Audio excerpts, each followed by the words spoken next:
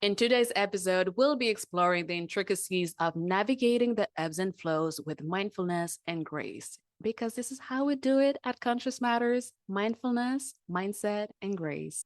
We'll try to unravel the mystery of our fluctuating energy levels and how embracing these fluctuations can actually lead to a deeper sense of fulfillment and well being. Listen up to this jam. If you want to let go of past pain, transcend your traumas, expand your consciousness, and reclaim your power to finally be the main character of your own conscious reality, as well as learning about conscious living, you're at the right place.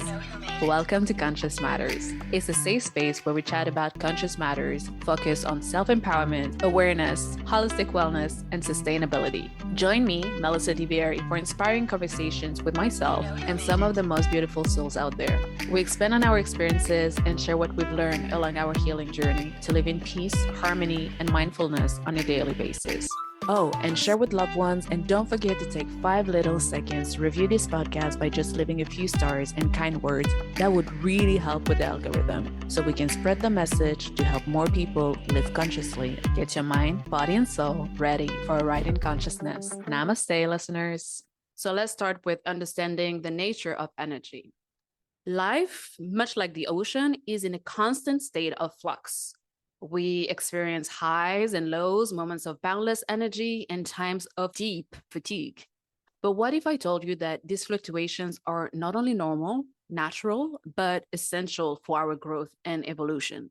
That is coming from me, a person who has been struggling with insomnia and chronic fatigue for a while now. And a good example of how to deal with this low energy is that I absolutely love podcasting, but even doing this episode has been an inner battle with my drive to create something to share with you guys and this deep exhaustion I've been facing lately because of that dip in energy. Guys, if you can, download an app that tracks your sleep. You will be very surprised. And in my case, I was not happily surprised. Lately it has been hard to deal with the chronic fatigue. And as you know, it can be extremely frustrating for high achievers, goal getters, but also to the average person trying to make a living or taking care of their family by showing up every day. We have to show up every day for our responsibilities in this life. So when we don't have that amount of energy, it can become extremely not only frustrating, but very debilitating in whatever we need to do on an everyday basis. But again, since we're trying to understand the nature of energy, we have to take a step back and realize that our bodies are composed of 70% water. They are deeply connected to the rhythm of nature, especially the moon, which pulls the tides, pretty much controlling the infinite bodies of water on the earth. So being 70% water, the moon also influences our energy levels when it goes through its different phases. And you probably have realized that with your own self, but many of us experience heightened energy during the full moon and a more subdued energy during the new moon when it empties itself, pretty much. That's a very simplified version of explaining the phases of the moon, but I'm pretty sure you catch my drift. And for women, this connection runs even deeper as our hormonal cycles are very much linked to the lunar phases, knowing that the moon goes through 8 phases in 29 days. So that's a lot with the energy fluctuation. And while men may not experience the same hormonal fluctuations as women, they are too subjected to the ebbs and flows of energy because they have the same water human composition. They are human, even if their hormonal cycle is in sync with the day-long cycle of the sun rather than the moon. Well, this is not an astronomy or biology class that I'm trying to have here, but the more we know ourselves, including the functioning of our bodies and the one of our environment, the better we can navigate life more mindfully in a way that works for us, for our body, for our own rhythm. Yet, despite this innate connection with the natural world, we often find ourselves resisting the fluctuations of our energy levels. In a society that glorifies productivity and efficiency, we are taught to push through fatigue, to push through burnout, constantly striving for peak performance. But what if this relentless pursuit of productivity is actually hindering our growth and well-being? The more I move through life, through the years, the more I realize that life is all about a cycle. Yeah, quote unquote, the cycle of life, with its ups, its downs, its setbacks, and its moving forward. The reality of our society, especially in capitalist societies, is that the focus is put on productivity, which means to be effective 24/7 all year long. And as humans, that's impossible. We cannot be productive 24/7. And more importantly, putting these expectations on ourselves is extremely dangerous. Pushing ourselves beyond our limits, our energy levels, just to be productive can lead to burnout. And burnout is a serious matter. It can leave us with no purpose, slowing us down, and making it difficult to even do the simplest task. Waking up each day feeling overwhelmed and exhausted, or battling paralyzing anxiety. All of that can make even the smallest task seem extremely dreadful, literally being stuck in freeze mode, ultimately harming our mental, emotional, and physical health for years onward. Having been through a serious burnout myself, I can guarantee you that the years you'll have to spend recovering are not worth the results, the achievements, and the accolades you reached or received by pushing yourself too hard for too long. It's not worth it. Research in psychology suggests that accepting the ebbs and flows of life can lead to a greater resilience and overall well-being. By cultivating mindfulness and self-compassion, we can learn to ride the waves of our inner energy with greater ease, preventing burnout and cultivating a healthier relationship with ourselves. And remember, as I often say, you are the person with whom you're going to spend the most time with in your entire life. So cultivating a healthier relationship with yourself should be and must be your top priority. That was just a reminder. But one way to embrace these fluctuations is through mindfulness practices such as meditation and yoga, but overall, by tuning into our bodies and observing the ever-changing landscape of our energy levels, we can develop a deeper understanding of our own rhythms and needs, leading to a higher level of self-respect by honoring our natural cycle phases. But embracing the fluctuations of life isn't just about self-care. It's also about surrendering to the natural flow of existence. Just to be a little bit poetic, just as the ocean moves in waves, so does life, with moments of expansion followed by periods of contraction. In other words, regular words, we will have periods of boundless energy and our periods of necessary rest, or at least slowing down. It's by embracing this inherent rhythm that we can find peace in the midst of chaos and trust in the unfolding of our own journey, sprinkling a little bit more self-love into our lives. But if we don't care for ourselves, if we don't respect ourselves, if we're not surrendering to the natural flows of life and our bodies, we're going to stay stuck in resistance and we're going to harm ourselves. We're going to see our mental, emotional, physical, and even spiritual health decline. So how do we do that? How do we embrace the fluctuations without feeling like we're failing somehow? Without thinking that we're just a useless being, or without feeling like the biggest disappointment on earth? Well, first and foremost, it's about creating a safe space within yourself for rest and rejuvenation. It's about honoring our body's need for downtime and giving ourselves permission to recharge.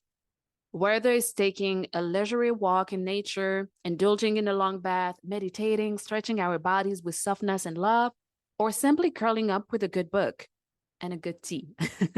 It's all about finding moments of stillness amidst the chaos.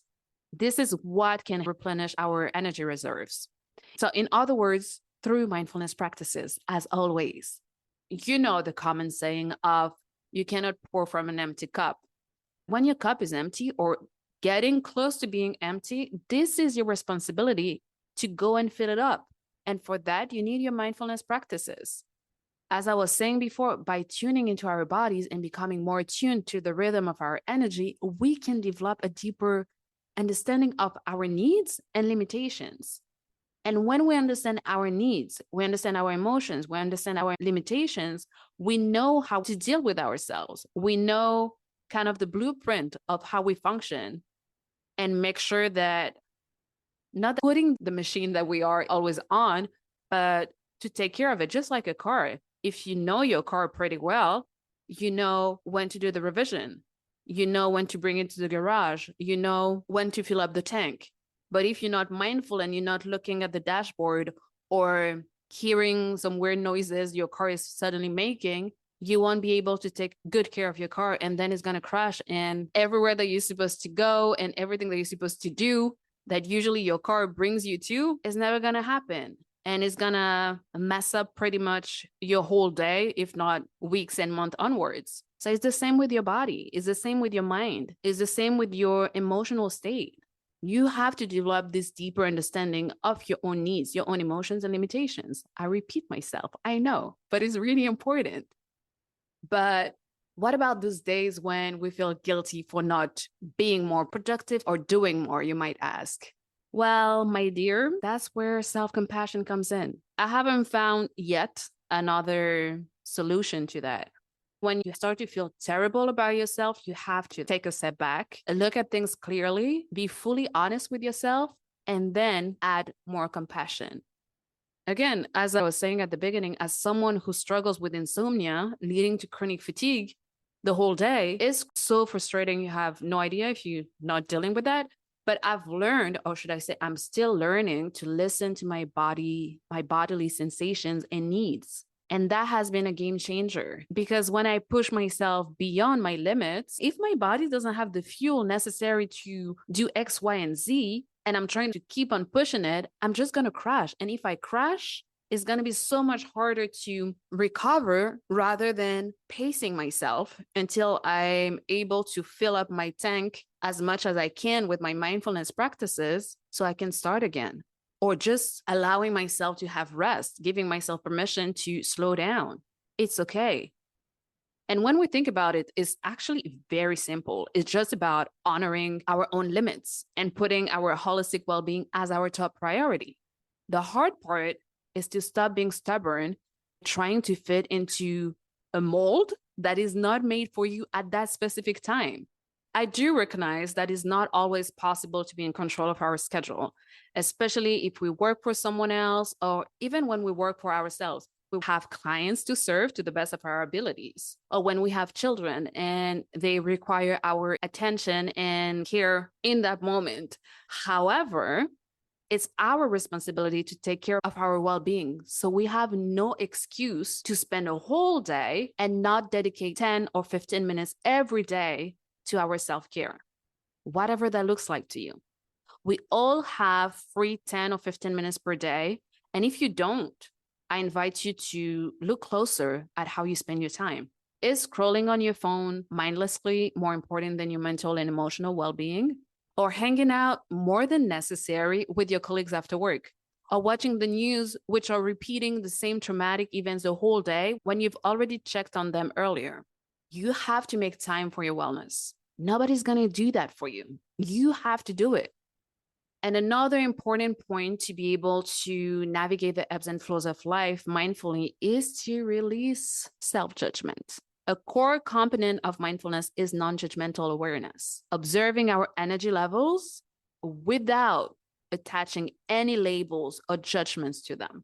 So during times of low energy, instead of berating ourselves for not measuring up to some impossible standard, we can offer ourselves words of kindness and encouragement, recognizing that our worth is not tied to our level of productivity. Have compassion for yourself. If you're really trying your best on a constant basis, you do deserve a break and periods of slowing down.